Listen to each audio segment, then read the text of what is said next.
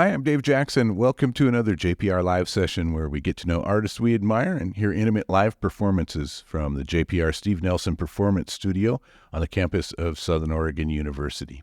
Joining me is Arran Fagan. He's a singer-songwriter, guitar player who grew up in Medford, now lives in Portland. He's been compared to Elliott Smith, Nathaniel Rateliff, and Leif Vollebeck. He's performing Saturday, December 9th at the Elder Apothecary in Ashland. Find more information at his website, arranfagan.com. Arran, welcome to JPR. Awesome to be here. Like me, you grew up here in the Rogue Valley. Tell us about growing up. You're from Medford. Yeah, it was a great place to grow up. I went to North Medford High School and Hendrick Middle School, and so I was kind of in Medford, actually Medford proper. And I think I appreciate it more now than I did growing up at the time, getting away, but it's always just a treat to come down here. It's a special place. How did you get started getting into music? What got you going on that? My parents listened to a lot of music. My mom would play piano around the house, and my parents both would take us to concerts a bunch, and my brother and I, and so we would just go to a lot of shows and a lot of live music of all kinds. And at some point I got an acoustic guitar, I think for like Christmas or something, and I started doing guitar lessons at Tom's Guitars in Medford, and Saul Kruger was the guitar teacher, who is an incredible guitar teacher. And so I did that for a long time, and then started playing shows, and I played a lot of shows at the Good Bean Coffee in Medford, or in Jacksonville, actually, a lot in high school. So yeah, you were performing. So were you in bands or anything? Just performing solo? And No, yeah, we had a band called Back in the States. Listening back, we were actually not as bad as I remember, which is good. But yeah, it was high school friends of mine, Erin Jackson and Halle Gervais, and so she played viola and violin, and then Erin played bass, and then I played guitar, and so we actually released an album right when we graduated from high school, which was fun. And so yeah, it's somewhere on the internet, which I try not to talk about. Yeah, but it's there. So it is there. Were you writing tunes back then, or did you start out writing songs, or were you primarily covers? Or Yeah, I've always been writing songs, even as a little kid. It's not something that, singing any song like as a cover is fantastic and a lot of fun, but my brain was always trying to make things up, and I was a pretty hyperactive little kid, and so making up songs was something I was always doing. And then you went to college in Portland. Was music the main focus up there, or what were you doing in college? I got a biology degree, but I ended up becoming the event coordinator at KDUP, which is the college radio station up there. And then I became the general manager, so I was in charge of the whole station. And we hosted a bunch of shows, and I did a bunch of shows and went on tour with a band that I was playing in with an upright bass player and a viola player. And we toured like Washington from Bellingham all the way down to Southern Oregon, and then I did a bunch of San Francisco runs, and kind of have been doing it all over the place ever since. So how about a song? What do you want to play? Yeah, I'm going to play Beautiful Disaster. This is a song that's based off of David Eagleman's book, Some. Have you ever heard of it? I haven't. He's a neuroscientist. He's on the podcast Radio Lab a lot, but he wrote this book called Some, S-U-M, and it's 40 tales of the afterlife told from different perspectives, and they're each a page to a page and a half long. And the first one is the sum of your own life. Basically, you recreate it, and you do all the things that you did in order and for the duration that you did them in sum. So you walk for as long as you walked in your life all at once, and then you eat for as long as you can, eat the sum of all those things, and you do all the other things you did. Some of them would be great, some would be terrible. And so I really liked that book, and it kind of got me thinking about life and how it's a beautiful disaster. And so I wrote this next song. Arran Fagan's my guest in a JPR Live Session. This is Beautiful Disaster.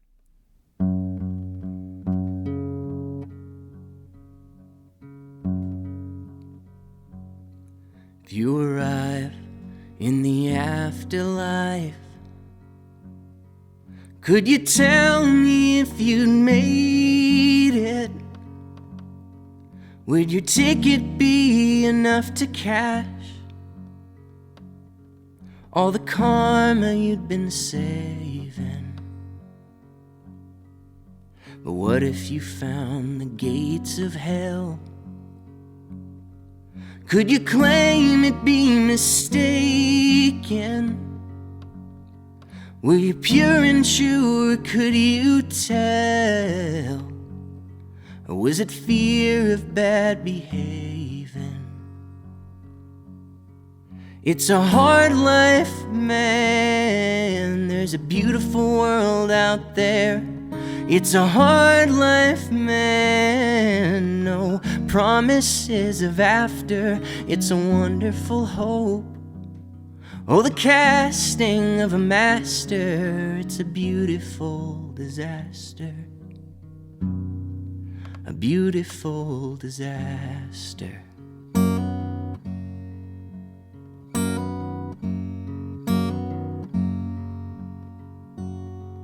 Did a holy light shine on you?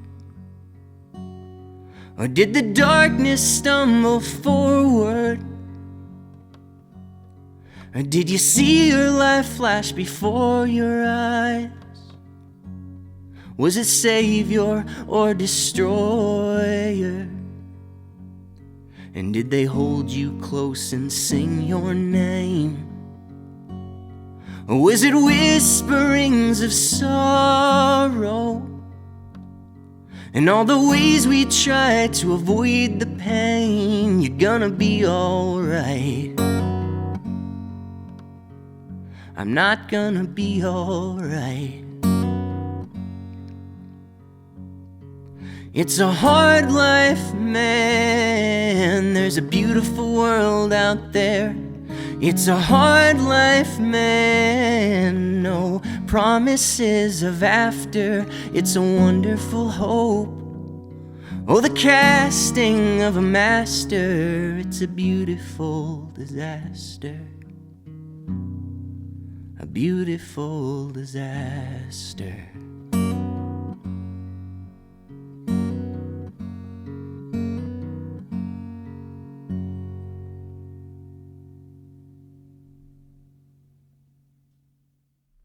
Very nice. It was Arran Fagan in a JPR Live Session with Beautiful Disaster.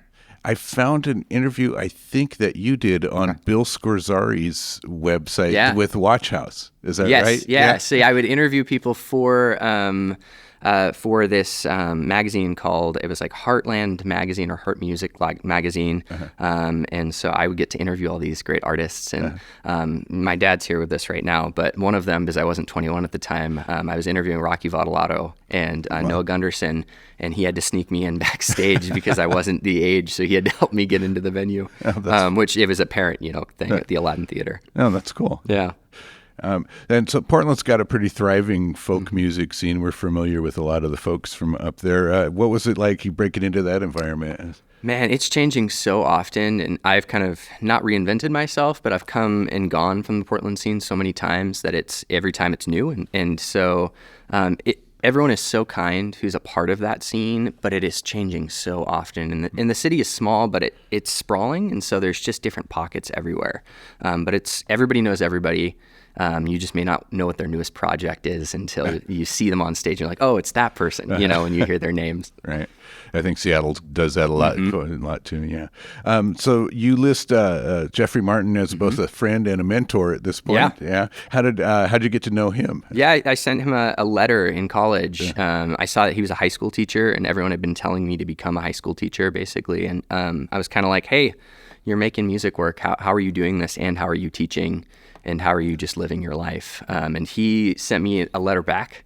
And then we just basically sent letters to each other for, almost 10 years now that we've known each other. And I then had him when I was working at the radio station. I brought him in and he did a show at the radio station, and we became friends. And I've opened for him for some shows, and he's opened for me for some shows. And it's an honor knowing Jeffrey. He's just an incredible human being and songwriter. Yeah, we've had him here at JPR. With Mick Flannery, right? Yeah, and I think with Anna Tivol too. Anna as well. Yeah, they're both awesome songwriters.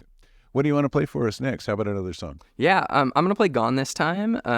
I have been bringing this one back just because I recorded it. I did the whole album that I just finished last year. I'm actually here in Southern Oregon, and so I haven't played this in a while, but I've been trying to bring it back because I really love this song, and so I like how it sounded on the recording. So I'm going to play this. Here's Arran Fagan with Gone This Time in a JPR Live Session.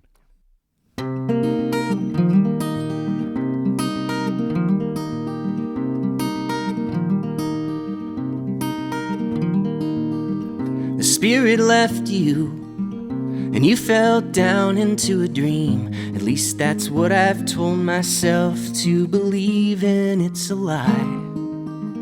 You're gone this time. Ooh, you're gone this time.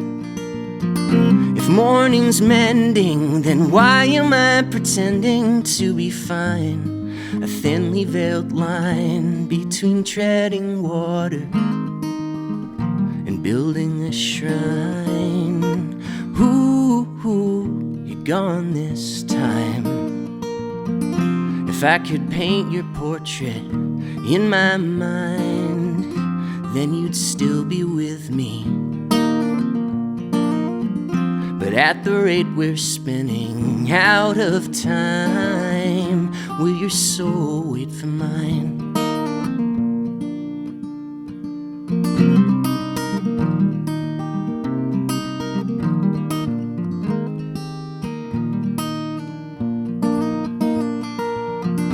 On the drive home, I fell asleep on the vinyl seats, much to your relief, without holding your hand. You're gone this time. Ooh, you're gone this time. The constant silence, a paralyzing violence that remains, trapped in a refrain, was not part of the plan. You're gone this time. Ooh, you're gone this time. Am I underwater or on fire? I can't tell the difference. Everyone says that the fog will rise, adjusting my eyes to the light. Will I see you waiting by my side, too afraid to risk this? There is some strange beauty in this life, I'll tell you about it. If I could paint your portrait in my mind, then you'd still be with me. But at the rate we're spinning out of time, will your soul wait for mine? Will your soul wait for mine?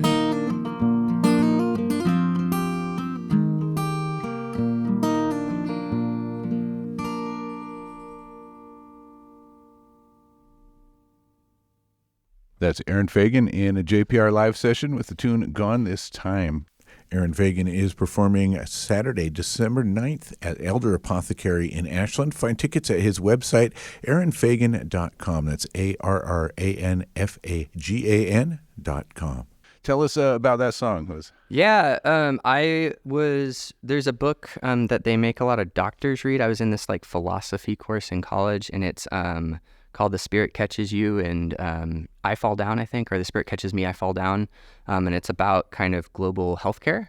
It's about a Hmong family who has a child with seizures. And so it's talking about kind of the difference between culture cultural medical practice, basically a global medical practice, and Western medicine kind of integrating in like the 90s. And so I was kind of stuck with songs when I was writing. And so I would wake up every day and drink a cup of coffee and wake up and try to write. And that seemed to be the best thing. And I saw the book on the shelf and I thought that was kind of a cool, the spirit catches you kind of thing and you fall down. And so I started turning that into what is that, and it was a good songwriting practice. Yeah. So when did you is that on There's More Light? There is. Yeah, it's the third or fourth track. And so talk to us about the writing on that album. Was that come out of kind of the pandemic era? Was that So I was working 3 jobs at the time. Wow. I was working as a paraeducator and an ice delivery truck driver, and then I was full-time doing music as well at the same time, and COVID hit. And I lost all 3 of those basically abilities to survive. And so I came back to my parents' house while I was trying to figure out what to do. I just graduated college. I had done a Fulbright in Borneo at the time, so I had just gotten back from that. And so I started thinking about just kind of it wasn't really pandemic related, but it was just kind of like the grief that everybody goes through in their life at different stages. And so this whole album is kind of looking at grief from different perspectives and different stages. And so every day I'd kind of try to pick out, well, what is a different viewpoint on that? And it didn't have to be like losing a loved one always or something like that, but it could be like figuring out, with your age, the doors that are opening and closing and stuff like that as well. Yeah, and just during that time, though, sort of a fertile ground for, the subject of grief, really. Exactly, yeah.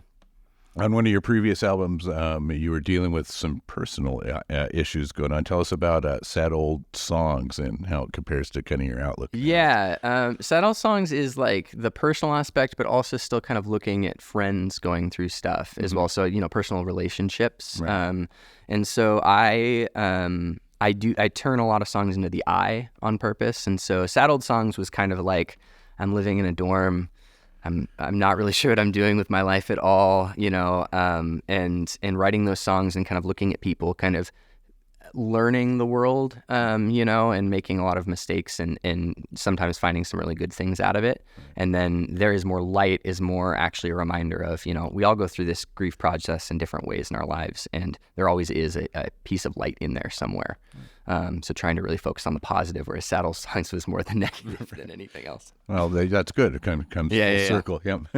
Well, play another song. What do you want to play us? I was going to play something actually off of Sad Old Songs. Cool. I was going to play Westward from Eden, if that's okay. Sounds great to me. Yeah.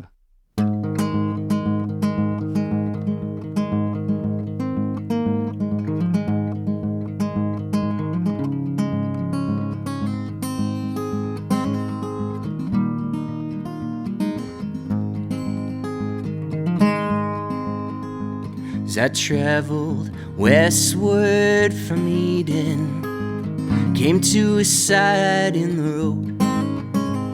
All the cigarettes and glass and all the fire, burning ash had filled my mind and heavied in my soul. The birch held the wreckage like a lover, warm and true with its embrace. Held on through the night, holding fire and its life until the sun could come shine and take its place. The birch stood charring from the outside, with its intentions holding true. Died that very night amongst the silver, in the light it sent a shiver. I welcomed and I knew that it was me, though I did not know till now. And I knew that I would die if I did not leave this town.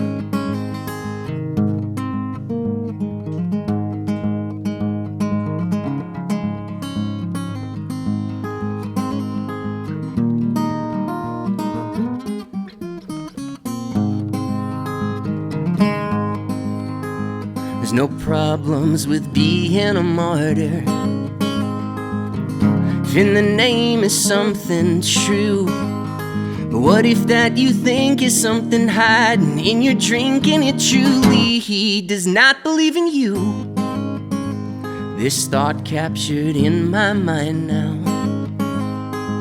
drove me from garden to the road.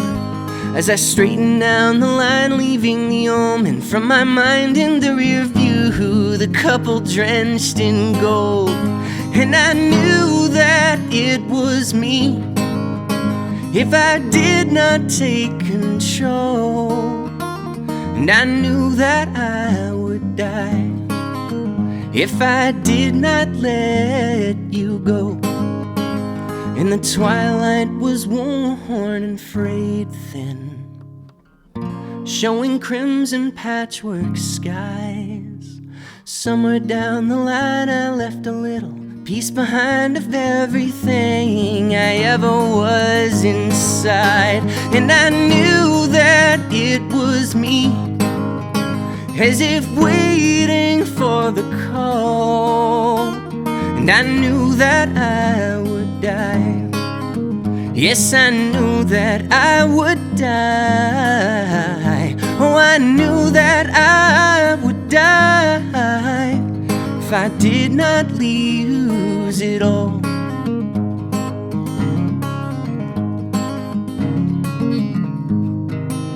If I did not lose it all.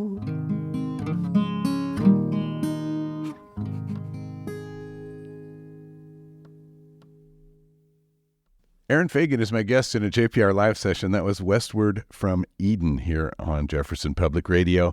He's performing Saturday, December 9th at the Elder Apothecary in Ashland. So you mentioned earlier about a Fulbright grant. Mm-hmm. Talk to us about what you did with that. So I had basically I had been pushing away being a teacher for a long time. Everyone kept telling me to do it, and I kept being like, no. And so I ended up, I really wanted to travel, and so I kept finding these ways to teach to get to travel. So I became a mountain guide at my university. I then found a way to work for the State Department in Japan and China teaching during the summers. So I got a free flight there, I got housing paid for, and I got to explore. But I had to teach kids during the day, Monday through Friday, and then I'd explore after work and during weekends. And it was a pretty incredible experience. And so I didn't really know what I was doing. And a friend of mine was like, oh, you should look into Fulbright because you've done similar experiences like that. And so it requires like a 1 year, but 2-page essay. You write these essays about your experience of why this program, why you, why now. And so I chose Fulbright Malaysia because I was a biology major, and the ecosystems there are the oldest rainforests on the planet. And my family kind of was really into naturalism, and so we would go out looking for reptiles and amphibians and birds and all that. And so I really wanted to, one, see how the teaching thing went, and then 2, get to go to these places, and so selfishly a little bit as well. And so I ended up getting in, which was a pretty incredible experience. I lived in the Malaysian side of Borneo for a year, and I taught at a public school in Malaysia. And I worked with some incredible teachers who were working with like 50 students in a classroom and no windows, so you could hear everything. And I'm a high school teacher now, and so I teach about 35 to 37 students, and my school actually doesn't have walls either as well. It's this new age school, and so it kind of prepared me for that without knowing it. But yeah, it was an incredible experience. Yeah. Okay. So you are teaching, you're teaching, is it biology, you said? Zoology. Yeah, I'm a high school zoology teacher. Oh, very cool. Yeah. And so how does that mesh with your music career? Are you 50-50? I imagine teaching is a real busy thing. So it is. It's really a lot, but I have been able to make it work with music really well, actually. It works really well to do leaving right after work on a Friday, play a show Friday, Saturday, Sunday, come back late Sunday night, teach all week, do the same thing over and over. And I've learned over time that I need to do it. And I've kind of figured out what works for me. And I've seen growth, which is even better. So I'm doing a lot of regional touring, which is something that Jeffrey Martin had recommended. And I do these shows where it'll be, a weekend tour in a regional location, a weekend off, a weekend tour in a regional location. I'll do that all fall, and then I'll do that all spring. And then I take the summers off just because I don't think anyone wants to hear sad folk music during the summer when it's so nice out. But I should do that as well. You seem like a busy man, and you mentioned earlier you were kind of a hyper kid, so it seems like you've channeled that pretty well. Yeah. I'm gone for the next 7 weekends in a row, and I don't know how my girlfriend feels about that, but she's pretty supportive, which I appreciate. All right. So what's coming up next on music for you? Shows wise or song wise? Either way. What are you doing? New albums coming up? But I know you just put this one out last year, but I just put that one out last year, and I've been really trying to focus on like writing songs that feel right. And I'm a pretty slow songwriter, so I take my time and I only really keep the ones that I really am truly. I feel like honest, but I feel like are right. And so I've got about half an album's worth written so far. And so we'll see. I really loved the process of recording the last one with my friends actually in the Rogue Valley. So it's all an organ album. Everybody is in that. So Grayson Phelps, who actually works here in Ashland, he did almost all the instrumentation. And then his wife, Chloe, actually did all of the artwork for the album. And then Tyler Fortier out of Eugene did all the other aspects of it with mixing and mastering. Cool. So, yeah. All right. Well, how about us playing us one more tune? Yeah. Sounds great. This is going to be Could You Carry Me?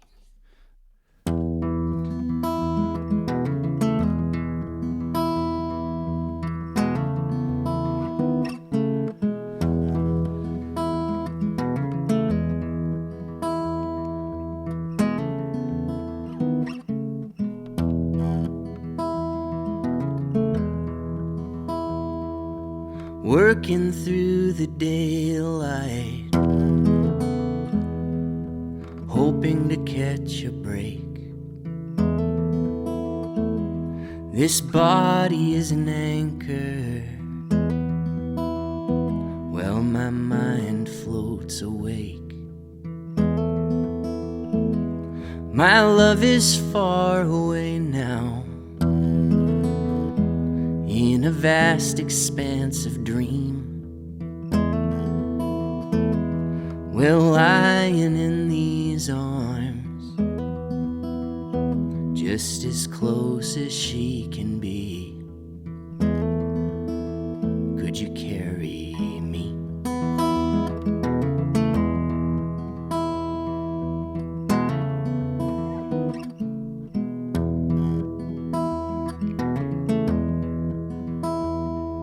The clock's incessant ticking,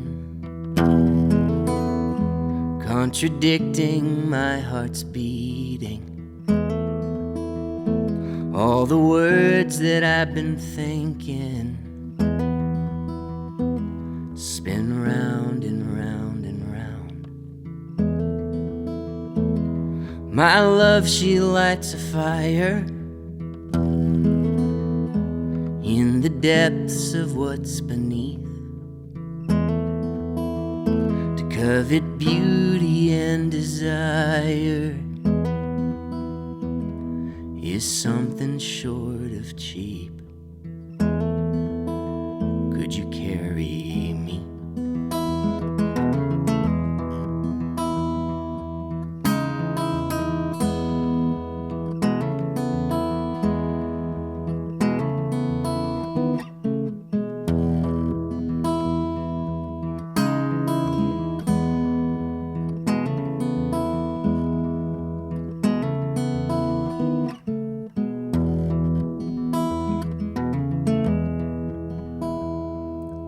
Guilt amongst the unknown, and also fear of those with pride.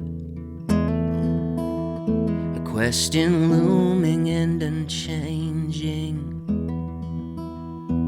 Who will be there by your side?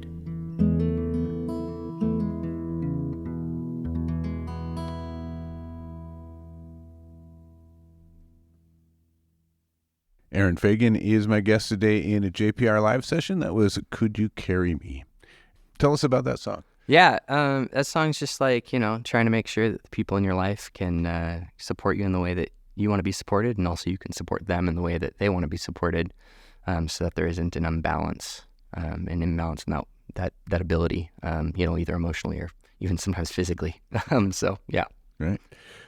Arran is performing at the Elder Apothecary in Ashland. That show's coming up on December 9th. Find tickets at his website, arranfagan.com. Tell people where they can find you on the socials. Yeah, it's going to be an embarrassing Instagram name, but my name is Arran the Ginger on Instagram, because I used to be more of a ginger than I am now, but it is Arran. It's the Scottish spelling of Arran, which trips people up sometimes. And there's some great pictures from your time in Malaysia, and it looked like you went into Japan there too. And Spencer, so some good pictures on his Instagram account as well. Well, thanks for joining us today on JPR. Thank you so much. JPR Live Sessions are produced by John Griffin of Luna's End Studios. You can find this and our other live sessions as podcasts at ijpr.org and Spotify and Apple Podcasts. I'm Dave Jackson. Thanks for listening. Stick around for more Open Air just ahead.